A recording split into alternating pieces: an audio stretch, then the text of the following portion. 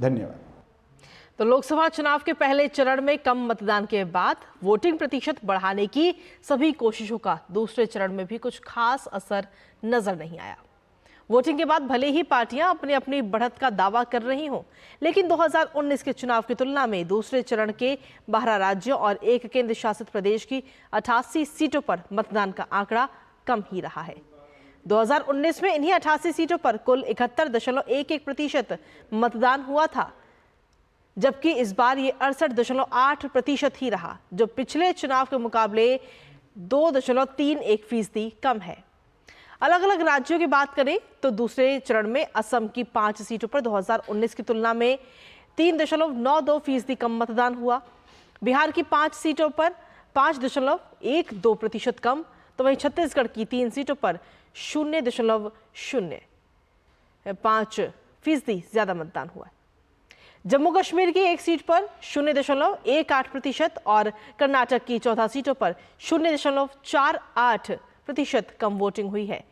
केरल की सभी 20 सीटों पर 7.62% कम और मध्य प्रदेश की 6 सीटों पर 9.4% कम मतदान हुआ है।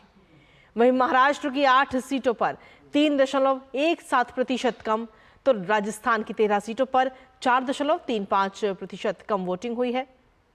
त्रिपुरा की 1 सीट पर 3.24 कम, तो उत्तर प्रदेश की 8 सीटों पर भी पिछले लोकसभा चुनाव की तुलना में 7.35% कम मतदान हुआ है। इसके साथ ही पश्चिम बंगाल की 3 सीटों पर 6.87% कम वोटिंग हुई और मणिपुर की 1 सीट पर भी 2.34% कम मतदान दर्ज किया गया। आमतौर पर इसके लिए बढ़ती गर्मी, सप्ताहांत पर मतदान की तारीख और उत्तर भारत में शादियों का सीजन होने की भी वजह माना जा रहा है।